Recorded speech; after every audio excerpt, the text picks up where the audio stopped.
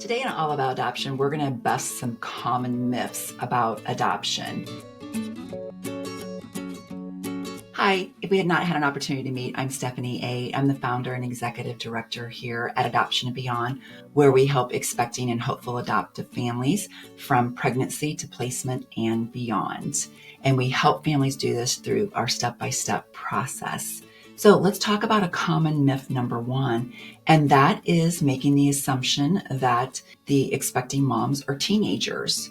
In fact, teenagers are the least likely to place their child for adoption because of the maturity level of a teenager is much lower than maturity level of an older woman, such as a woman who is in college or even in her 30s or even on upwards into her 40s. And because there are birth moms that we've had all different ages. And actually saying that, one of my most mature birth mothers was a teenager. But commonly women who are still teenagers don't make an adoption plan. And a lot of people believe that that is true. And actually the most common age is in their 20s. Another myth is that it will take years to adopt. And while some adoptions can take longer than others, there are adoption professionals such as ourselves who really are able to help guide our families and to make the adoption go much quicker by the tips and tools and strategies that we teach our adoptive families to do. And so just know that not all adoptions are going to take years to complete.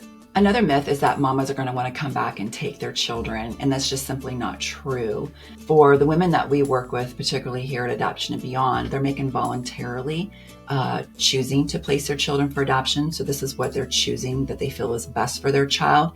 And so coming back and getting their child out of an adoption situation is not what they have felt is important for their child when they first made their adoption plan. So that is not something that women will commonly do, is come back. And that is definitely a fear that a lot of adoptive families have.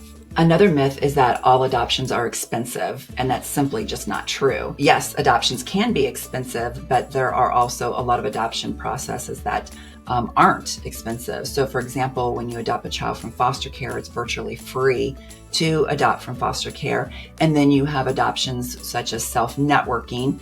And we teach our families what self-networking is for an adoption, which is the least expensive avenue of adoption besides foster care. So don't feel that all adoption processes are expensive, because professionals such as ourselves here at Adoption and Beyond, we really try to help our families be able to afford adoption and to be able to show you how to do that, and also how to pursue less expensive avenues of adoption as well. Another common myth is that families feel like when they adopt domestically that they will be able to have a closed adoption. And I can tell you, in all my years of doing adoptions, I haven't done a closed adoption in 25 years now.